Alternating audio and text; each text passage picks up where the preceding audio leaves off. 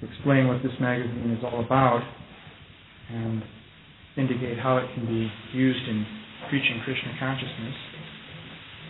So I thought that to do this, it would be good to provide some background information on the Bhaktivedanta Institute, so as to indicate what the Bhaktivedanta Institute was really intended to be by Śrīla Prabhupāda. So, to give it some idea about that, I thought I would quote from some of Śrīla Prabhupāda's statements. I have here a transcript of a morning walk conversation that occurred in May of 1973 at Venice Beach in Los Angeles. So, here Śrīla Prabhupada is speaking to Bhakti Swarup Damodar Maharaj, and he's talking about this matter of the scientists and what one should do about them. So Śrīla Prabhupada says, "You have to go and lecture at all the universities calling these rascals fools. That will be our mission. They do not know anything, talking all nonsense. There was nobody to challenge till now. Now we are creating persons to challenge these rascals. That is our credit. Till now, whatever nonsense they are talking, people thought, oh, he is a big scientist. Now our scientists will protest against them and stop them from talking all nonsense. So challenge all this nonsense. Why do they talk all this nonsense? This protest must be now. We challenge all scientists. Come on. We shall pay all expenditures. According to our Vedic description, Brahma is first created. He is life, not that matter is first created, then Brahma comes. No, and Brahma comes from Vishnu, and Vishnu is life, supreme life. Yadutama shloka gunarnavarnanam. Here is life, Krishna. Here begins everything. So I'll make some comments as I go along on the points that Śrīla Prabhupada is making here. So, at the present time, the whole world is dominated by what you could call the scientific worldview. It used to be that people got their idea of what reality was and what the meaning of life was from some religious source. Perhaps in the Western society it was Christianity or Judaism, or in India, of course, there's the Vedic tradition plus many other things. So people were obtaining their ideas of reality ostensibly from some source of knowledge that was coming down from God. This was the basic idea throughout human society. But for the last couple of hundred years, since the days of Newton and then Darwin and so forth, people have been basing their idea of reality on scientific speculation. And this has taken root all over the world. Even in India now, people are thinking in terms of evolution and so on and so forth. So Śrīla Prabhupada wasn't content simply to preach to those people who are perhaps dissatisfied with this scientific way of looking at things and who would be willing to quickly disregard it or who never took much of an interest in it. But he wanted to actually eliminate this system of atheistic philosophy from the human society, because everyone is being led astray by this atheistic teaching. So he wanted to go directly to the source, to the scientists themselves, and publicly make a very strong protest and actually defeat these atheistic ideas. So here Śrīla Prabhupada sums up the Vedic position. Said here, the whole world is running on a false theory that life is born out of matter. We have to defeat this rascal theory. So that's the point. That the whole world is actually under the influence of these atheistic theories. This is what people largely are believing these days. Śrīla Prabhupada says, In all respects, we have to prove that life does not come from matter. Matter generates from life. So this is not a theory, this is a fact. Now we have to prove it. Then the whole program of this rascal's theory will be changed, and people will be happy. Because they are standing on a wrong theory, all their calculations are wrong, and people are suffering. So, a basic point that Srila Prabhupada stresses is that we have to show that life is not material. So, of course, in the Vedic literature, there many points are made. And these points are made on various levels.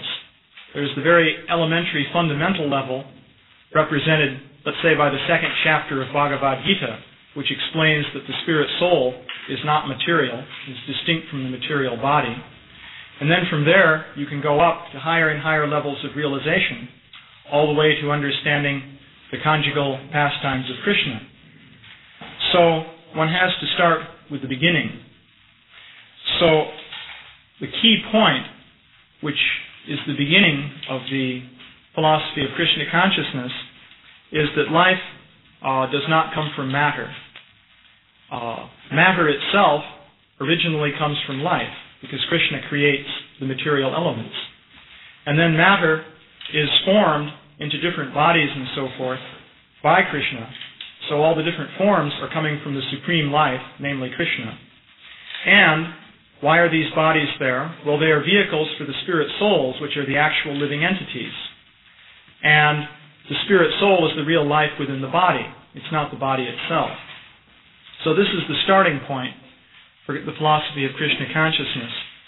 And Srila Prabhupada wanted us to start to establish this very fundamental point.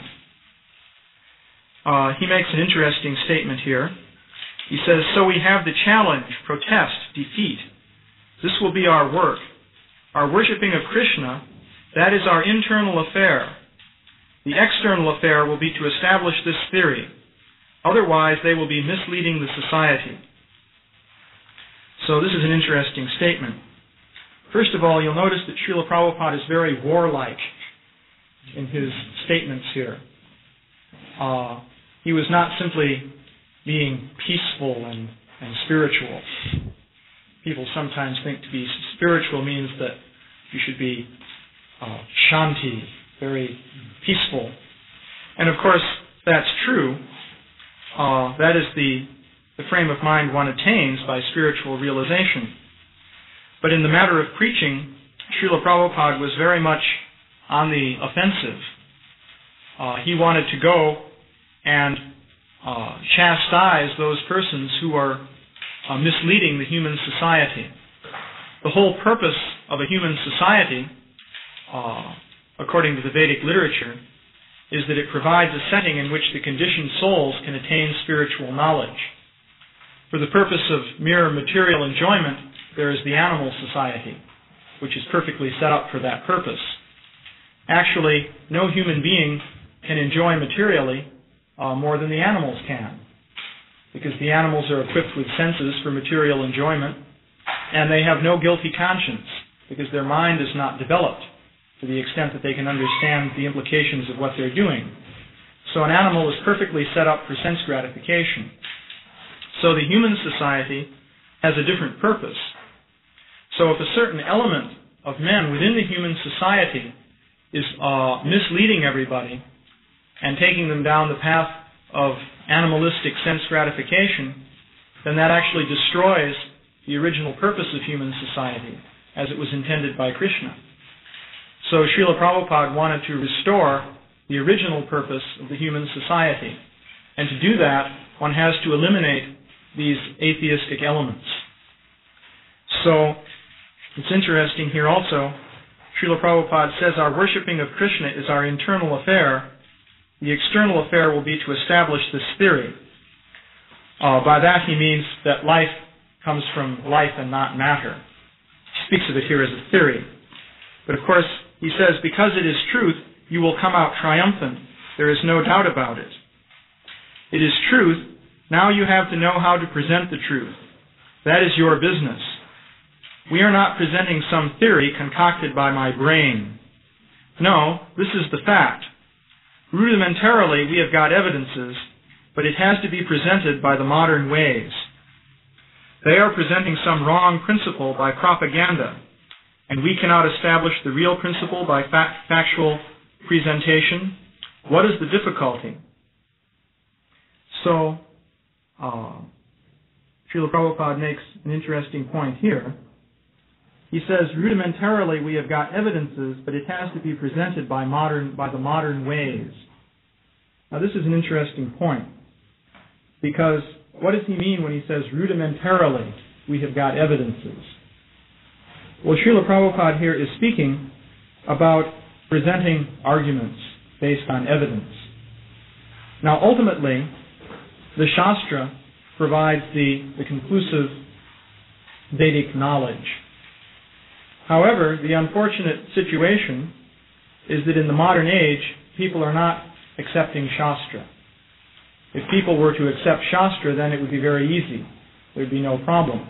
You could just point out what the Shastra is saying, and people would accept that, and they would be on the right track. But they don't accept it. So essentially, our task is to convince them to accept the Shastra. So if they don't accept Shastra, how do you convince them to accept the Shastra? So you argue. So arguments by themselves never prove anything. An argument is simply a matter of persuasion.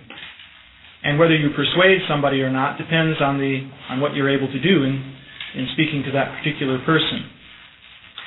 So arguments are not absolute. But nonetheless, to bring people to the point of accepting the absolute source of spiritual information when they're in a state of ignorance and they're not accepting this absolute knowledge, one can try to persuade them with arguments. And so, Srila Prabhupada wanted us to do that, and Srila Prabhupada himself was always presenting arguments. So when he speaks of rudimentarily we have got evidences, he is speaking of the very simple and straightforward arguments that you can make to argue that life is not material and that God must exist. There is the basic argument from design, which Srila Prabhupada was always presenting. According to this argument, you point to the different evidences of design in nature. The fact that the sun always rises at a certain time and sets at a certain time. The fact that the different elements are adjusted to provide for life. The rain is falling in a regulated amount. In the living body, there are so many different organs arranged systematically. So all these things point to some supreme intelligence which is creating the whole system. If we look in human society and we see some factory in which various processes are going on, we know that this isn't just happening by chance or by matter just coming together according to the rules of physics or chemistry, but we know that some intelligence is behind it. So similarly, if we look at the world as a whole and we see all this organization within the world, we can infer that there's some intelligence. So this is a very old argument. People all over the world have presented this argument since time immemorial. Various Christian scholars have presented it, for example, for many centuries. And Śrīla Prabhupāda also used this argument. For example, I remember after the first Rath Yatra in New York in 1976, in Washington Square Park, Śrīla Prabhupāda gave a lecture, and the entire lecture was based on this argument from design. Śrīla Prabhupāda was very simply stressing this point, that there's so much order that you see in nature, so there must be some supreme controller.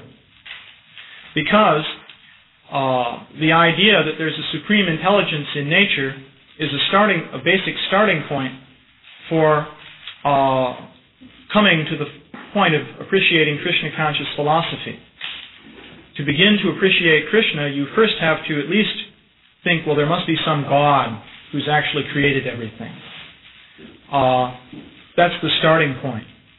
And in fact, in the Bhagavatam, the starting point for God realization, which is described there, is the appreciation of the Lord's universal form. It stated that a materialistic man can come to a point of beginning to appreciate God by worshiping the universal form. So what does that mean? What do you do when you worship the universal form? Well, essentially it means looking at nature and seeing how everything is coming from a supreme intelligent cause. So, Śrīla Prabhupada says, rudimentarily we have got evidences. So, on a very simple level, this argument can be made. But nowadays, people have become very sophisticated, and they're very proud of this. They think, now we've made great advancements. See how wonderful we are. And they don't know that this sophistication is actually a trap which is binding them. Rabindra Swarup once made the interesting point that an ordinary man in the street may have 2 or 3 basic reasons for being in Maya. But a philosopher with a university education has an entire, elaborate, sophisticated system full of thousands of reasons for being in Maya. So it's hard for him to get out of Maya. He has built a very elaborate cage and locked himself into it. Actually, the analogy is made to a caterpillar which wraps itself in a cocoon, and then it can't get out. Of course, later it gets out and turns into a butterfly. But similarly, the modern scientists have built this elaborate structure which is actually a trap, which is very hard to get out of. So therefore, Śrīla Prabhupada says we have to present this case in terms of modern knowledge, so-called knowledge. The whole objective here is not that we are going to prove Vedic conclusions on the basis of the scientists' speculations. Arguments based on sensory data actually never prove anything. Only in mathematics do you have such a thing as proof by argument. But mathematics is all theoretical. It never comes in touch with actual reality, because it all deals with postulates which one imagines within the mind. Science deals with actual reality, but there's no real proof of anything when it really comes down to it. Actually, if you study various arguments, you quickly learn that for every argument there's another argument. And of course for that one there's still another argument, but it never ends. So the idea is to persuade people to seriously consider some of the basic elementary points of Krishna consciousness, so that then they can come to the point of accepting absolute knowledge. Ultimately, people have to come to the point of surrender. And Krishna says in the Bhagavad Gita that a jnani who is trying to attain knowledge through the power of his own mind and senses, after many, many births, will eventually surrender to Krishna. When he actually attains knowledge of Krishna, that will be because he surrendered, not because he manipulated his mind with such great dexterity.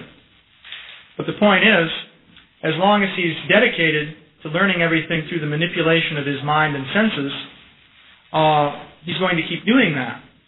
So how can you bring him to the point of surrender?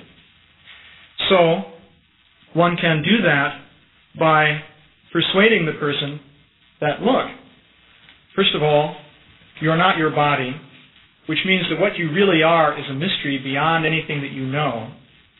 So wouldn't it be nice to understand the basis of that mystery? And secondly, this universe is not just an arrangement of matter that we can measure and dissect and pry apart, but it's coming from some higher intelligence which is totally beyond us. So wouldn't it be better to approach that intelligence and somehow find out what that intelligence has to say about the universe? So the idea then is to bring people to the point of surrender, to the point of approaching this higher intelligence.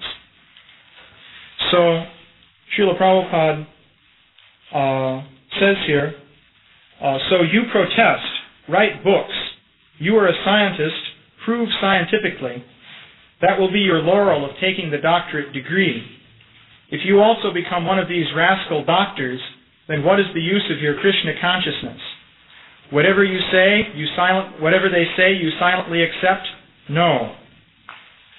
So, Śrīla Prabhupada is making the point for those devotees who have scientific background that if you don't use your scientific background to protest against these atheistic theories, then you're as bad as they are. Let's say a person with a scientific background becomes a devotee, and he says, well, this science is all Maya. I renounce it. I'm just going to chant Hare Krishna. And I'm simply going to, concentrate on Krishna consciousness. Never mind all this science. Well, what Śrīla Prabhupada is pointing out here is essentially that is an example of false renunciation. Actually, a basic principle of this movement is to use material things in Krishna's service. Of course, one has to be careful about that. We don't use butcher's shops in Krishna's service.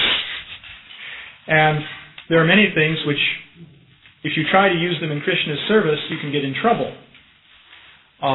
So therefore, we have to be very careful. Actually, the traditional Vaishnava mode of life was, first of all, not even to wear shoes, not even to wear such a thing as a shirt which is sewn with sleeves and so on, but just wear a cloth around the upper part of the body, and to live very simply, very far away from cities and places of materialistic contamination. So there are good reasons for that. Namely, it's good to avoid Maya. But Srila Bhaktisiddhanta Saraswati began sending his devotees around in automobiles. And Srila Prabhupada traveled around the world repeatedly in jet planes and used tape recorders, dictaphones, automobiles, and so forth in Krishna's service. So a basic principle is to, as much as possible, use what we have in Krishna's service. So if a person has a scientific background and has this knowledge, then he is actually in a position to point out what is wrong with all these atheistic theories and so forth. And he's in a position to get people in universities, to get scientists, students of science, people influenced by the scientists and so on, to begin to reconsider what they're saying and thinking. Because these people really aren't thinking. This is an important point to make. They're just being carried along by the tide of the times. They're learning all this gobbledygook, and they believe it. They're told this is rational, and religion is something irrational, so they believe that. It becomes just like a conditioned reflex, just like with Pavlov's dogs, which were trained to salivate when a bell rang. So similarly, you ring the bell of religion, and immediately they say, oh, that's irrational. And you ring the bell science, and immediately they say, oh, that's rational. So they're trained in this way. So the idea is to bring them to start thinking about some of the defects of these theories. And Srila Prabhupada said that if you have training in this area, and you don't go to these people and argue with them, plead with them, and point out these defects and so on, then you're just as bad as they are. Because what that means is that you're complying with their viewpoint implicitly. You're going along with it by being silent. Just like if there's a crime and somebody's a witness to that crime and the court case comes up, but he doesn't come forward to speak, perhaps because he doesn't want to get involved, as they say, because it's too much trouble, because it can hurt your reputation and people can call you bad names, and it's such a terrible experience to go through. So you don't go and witness, testify in the case, then actually you're guilty of complicity with the crime. So that is the point that Srila Prabhupada is making here. So, and Srila Prabhupada makes some rather strong points here. Why should this be tolerated? Don't be a doctor of chemistry like one of them. Be really a doctor of chemistry. He's talking to Srup Damodar, who's a chemist. They must accept our viewpoint. and so on. Make a plan how to meet them, how to defeat them, catch them on their throat. We are not ordinary so-called swamis and sadhus. We are going to give to the world something which they forgot, and so forth. Well, otherwise, if you sleep only and take doctorate title, what is the use? You have to fight against these rascals. Make your soldiers' party and start fighting against these rascals. No more tolerating, no more silence. Some of them are taking that this is a Sankirtan party. We are a Sankirtan party undoubtedly, but they may not think that we are sentimentalists. They must know that we are scientists. So Śrīla Prabhupada is pointing out that it should not be regarded that we are just religious sentimentalists, or that we are, for some reason, following some ancient system of, well, what shall we call it, religion out of sentiment. And because we are sort of detached from reality, not in tune with the modern world. But Śrīla Prabhupada says that they shouldn't think that we are just sentimentalists. They should think that we are scientists. So, these are some basic points, and one can go on in great detail, making similar points.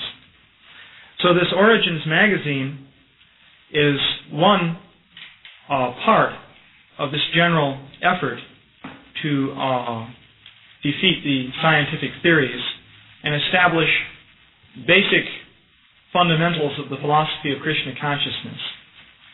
The idea is that the people, especially college students, engineers, people with a scientific education, are steeped in various modern theories. For one thing, there's Darwin's theory of evolution. Then there's the Big Bang theory of cosmology that says the whole universe sprang out of nothing with a bang.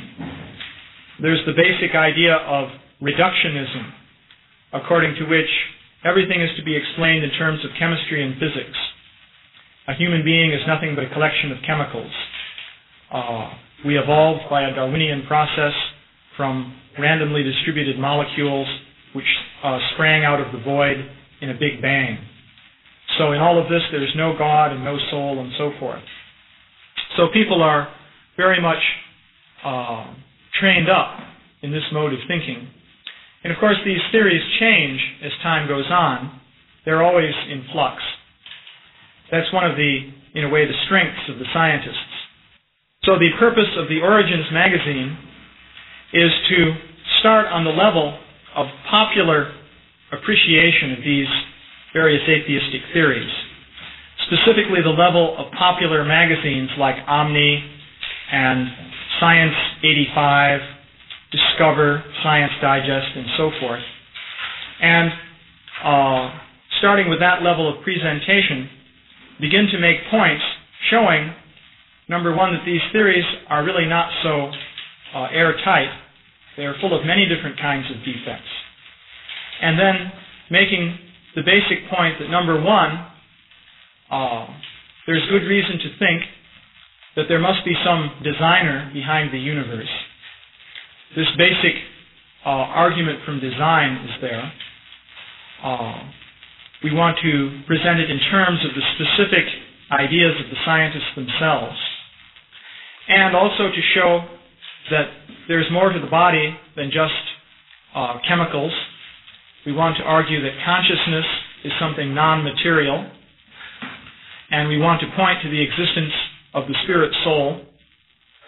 And finally, having established material arguments for making some of these basic points, we want to outline fundamental ideas of the Bhagavad Gita in modern language, using the vocabulary that people are accustomed to, so that they can begin to think about these things. Because one basic point is that if people begin to think about the fundamental worldview, if we can call it that, of the Bhagavad Gita and the Śrīmad Bhagavatam, then they can begin to appreciate it. And if they begin to appreciate it, then gradually they will take an interest in learning more, and then we can lead them further and further to appreciating this knowledge.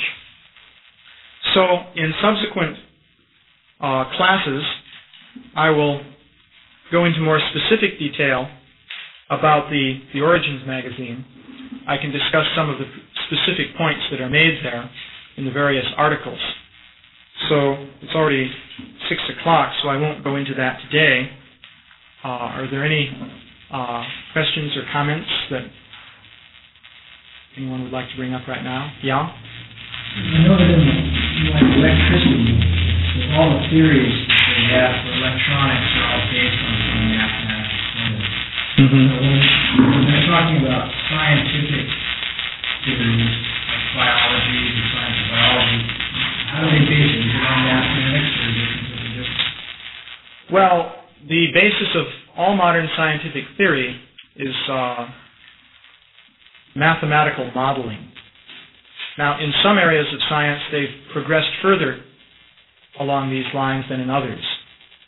Traditionally, physics was the first area which was developed mathematically. This started actually with Galileo, and then Newton developed it on a very big scale with his Newtonian mechanics. And after Newton, mathematics became sort of the basic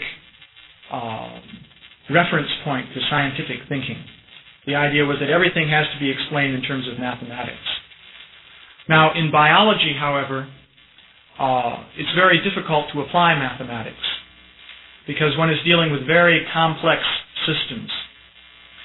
So biology, for many years, was mainly descriptive. That is, scientists would just look at living organisms and describe what they saw. They would look at cells under a microscope and describe the nucleus and the different structures that they saw there.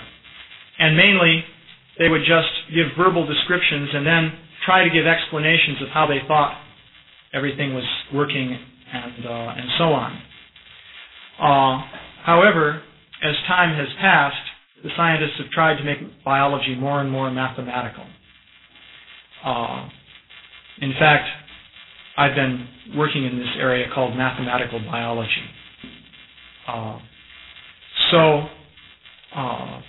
Even for Darwin, though, the basic underlying idea was that the whole thing is a mechanical system, and ultimately you can explain it in terms of Newton's laws. That's what Darwin was thinking. Nowadays they have a new system of physics called quantum mechanics, and so they're thinking that whatever it is, ultimately you can explain it in terms of quantum mechanics. So the idea, this is what is called reductionism. The physicists come up with certain ideas as to what matter is, and then an attempt is made to reduce everything down to matter as conceived of by the physicists. So that's their approach. In Origins, do you actually go all the way down to the mathematical level to see it there? Well, in Origins, we do not deal with anything that you would call technical, that in the mathematical sense. Essentially, in the Origins magazine, there are no highly technical arguments at all, and there's no mathematics. We present arguments, as I was saying, on the level of the popular science magazines. That is, we present the kind of argument that is presented there, which is simply verbal arguments of different kinds. However, we are talking to some extent about mathematical models.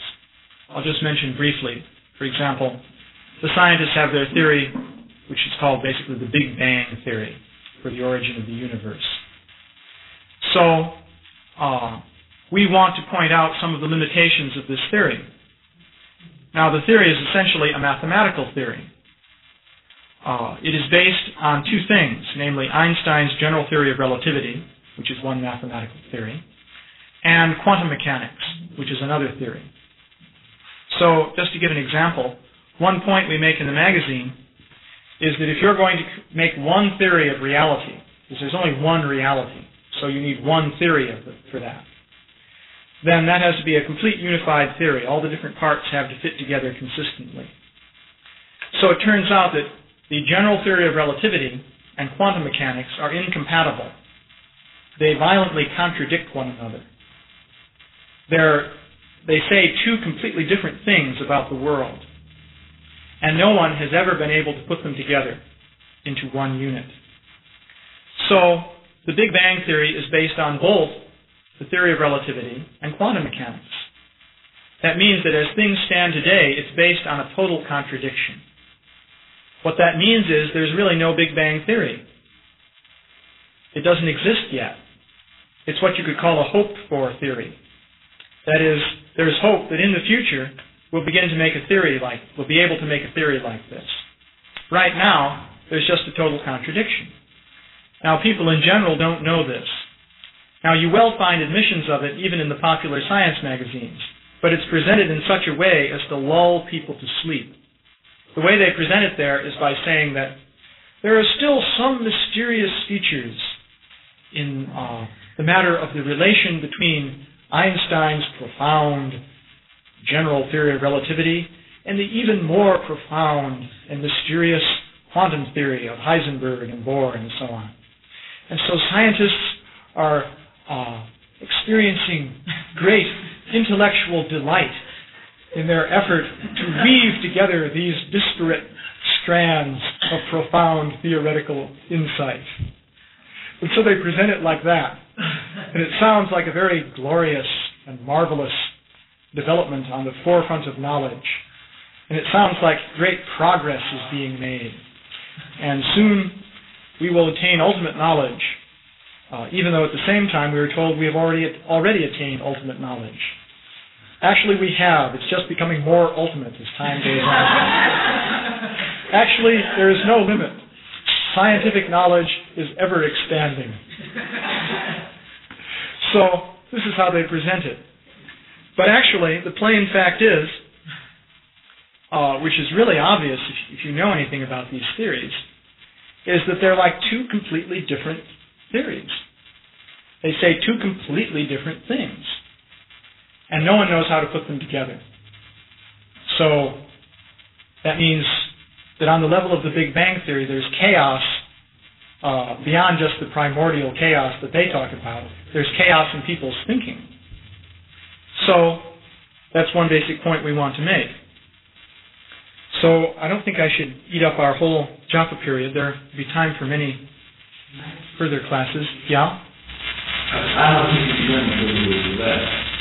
And so maybe we can take it for today, but I think it would be interesting to myself. I'd like to know, you say that Newton's view, his basic law of physics, then it governs Einstein's general theory, and then there's quantum mechanics, and they all appear to be a development, or now you're saying in exact juxtaposition of each other.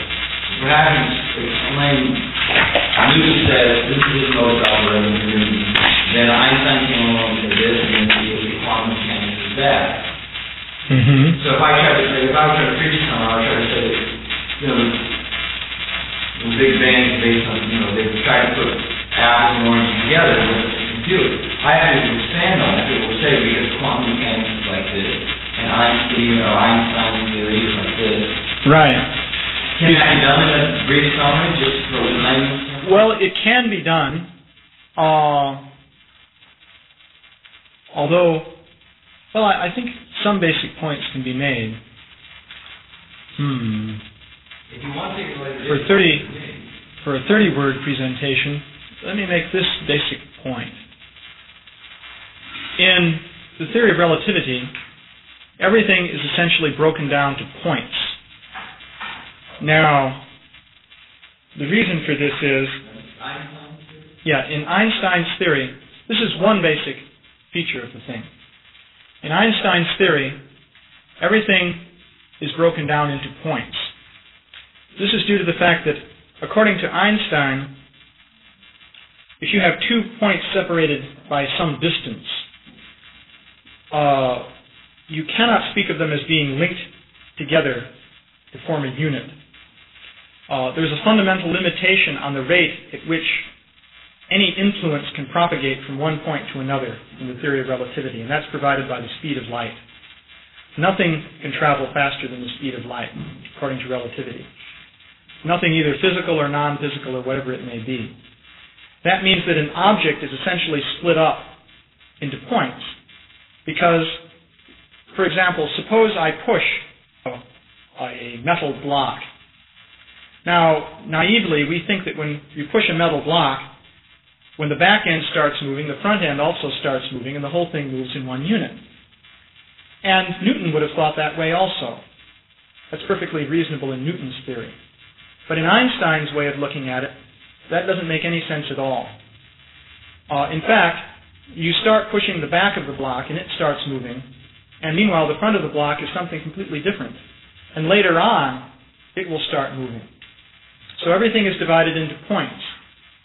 That's a sort of basic framework there. You get a real kind of soft approach there, really sort of the real state of flux, isn't it? The whole. Yeah, everything is in flux. Everything occurs on the level of points, which, by the way, makes it very difficult to understand consciousness. But that's another thing for more than 30 words that I'll go into later. So, in the quantum theory, on the other hand, you have everything occurring in total units, which are called quantum jumps. That is, an entire extended physical system can undergo abrupt transitions all at once as a total unit. That's the fundamental feature of quantum mechanics. A quantum leap. Just to give an example, take an atom. Now, an atom is very small, we think, but still an atom supposedly extends over a certain volume of space. And an atom may be in one energy level. So according to the idea of quantum mechanics, you can sort of visualize the atom. You shouldn't think of it in terms of little point-like electrons spinning around. That's a Walt Disney atom. Those are only found in company of Pinocchio and so on. But you can think of a sort of vague wave-like substance with different lobes and protuberances forming a certain shape. That's a vague way you can think of what an atom is. So imagine it's in one particular shape, and it's said to be in a certain energy level. Now it goes to a different energy level, so it takes on a new shape. The different lobes and so on now are differently arranged. Well, this happens, as far as quantum mechanics goes, abruptly. It's called a quantum jump. First, it's in this shape, like so, with a certain energy, and now it's in this other shape, like so. And how does it go from one to the other? Well, it just goes. All at once, and all of a sudden. Now, many physicists have been very dissatisfied with that. Schrödinger himself, who first came up with this picture, didn't realize initially that his thinking led to this. But Niels Bohr pointed it out to him. And it's described that actually this caused a breakdown in Schrödinger's health. Niels Bohr was a very intense person, it seems. So after Schrödinger presented his wave function picture of the atom, Bohr got a hold of him. He shanghaied him to Copenhagen, where Bohr had his lair.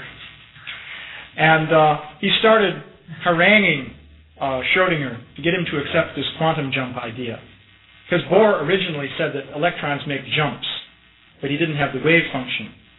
So now Schrödinger came up with the wave function, but Bohr wanted to point out that you still have to have the jumps. And so he began to harangue Schrödinger. And actually, day in and day out, practically for 24 hours a day, Bohr would continuously argue against Schrödinger, just wearing him down. This goes on in science. Science is sort of a Darwinian struggle for survival, actually. In case you wonder what the scientists are doing in their offices and so forth, they're struggling with one another. So Niels Bohr, so Niels Bohr was an amazing personality. So he kept wearing away at Schrödinger. Finally, Schrödinger went into the hospital. This actually happened. Of course, it's just a coincidence that he came down with the flu or something, you know. But he was laying in his hospital bed, and Bohr would sit there beside his hospital bed, still arguing away. And so Schrödinger is reported to have said that if I knew that this that I would have to deal with this damned quantum jumping, I never would have had anything to do with the quantum theory. But anyway, it turns out that logically, the way the theory is set up, in the quantum theory, you have a whole extended situation in space, which is in a certain state, and all of a sudden, the whole thing changes at once into a completely different situation. So that is a situation totally different from what Einstein is saying. Now, it turns out, just as evidence for the reality of this conflict, Einstein himself never accepted quantum mechanics. And that's no coincidence, because, of course, Einstein liked Einstein's theories. And he was totally convinced that his theories were fundamentally right. And he knew that the quantum mechanical theory totally went against his theoretical viewpoint. So he never accepted it. There's more to this than just the idea that God doesn't play dice with the universe. That's part of it. Because when these quantum jumps occur, they occur by chance. That's another interesting feature of the quantum theory. But it's not just that they occur by chance that disturbed Einstein. Because Einstein himself introduced the theory of Brownian motion earlier in the 20th century, which involves the theory that a little particle will move by random steps. So Einstein himself introduced stochastic or random theories into physics. But what really disturbed him was that a whole thing extending over space changes by chance all at once. And in fact, Einstein pointed out that you're not dealing here with just an atom. Because we can imagine, well, an atom is very small, so perhaps weird things can happen on the level of atoms. It's plausible. But Einstein pointed out in what is called the Einstein-Podolsky-Rosen paradox, which is a famous topic of controversy in physics.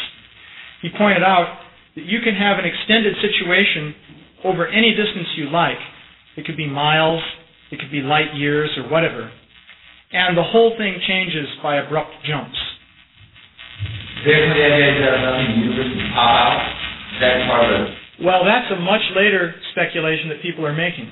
Yeah, when one of the latest speculations about the Big Bang Theory, which we mentioned in the Origins magazine, is that the whole universe pops out of nothing by a quantum jump. So how people just pop out all of a sudden? Like we'll be sitting here, there'll be another speaker right next to you. Well, it could happen. Actually, according to their theory, you know what could happen? Well, that could happen too. But here's what could happen according to their theory. You see that, well, we can go on, obviously, and completely use up the Joppa period. But you see, the idea is you can have nothing without even time or space, and something can pop out of it by a quantum leap. And similarly, right here, another whole universe could pop out, but if it did, that would be the end of us, because it would be like the ultimate atomic explosion. We'd be just wiped out. If a universe popped out right here, let's say, it'd be very improbable. But given eternity, it can happen. So, lately, in recent years, they've been trying to put together speculations like this. But this is a more recent development. For example, a Russian named Vilenkin is very fond of this idea that something pops out of nothing. But the original conflict between relativity and quantum theory, though, is that in the quantum theory, you can have something even extended over miles, and the whole thing can make an abrupt quantum leap into something different. Whereas in the theory of relativity, it's hardly possible. It's all small gradations, small steps, things change. In theory of relativity, a change can only occur continuously on a point-by-point basis. Like heat is transferred across metal. Yeah, like you can imagine heat gradually working its way across a piece of metal. Something like that. So that's a basic problem there. So, you see, people in general don't learn about these controversies in physics. Most physicists don't appreciate the controversies because physicists are trained up not to think about these things. This is actually a fact. See, physics is exceedingly complicated. There are oceans of mathematical equations that you have to plow through. So in studying physics, you can entirely devote yourself to learning how to manipulate these equations without even for one moment asking yourself what it all means. In fact, even if you spend a lifetime delving through these equations, you can't get through them all. So you can become a professional physicist with a PhD and so on, and you can teach courses at a university for 20 years without even once thinking for one moment about what it all means.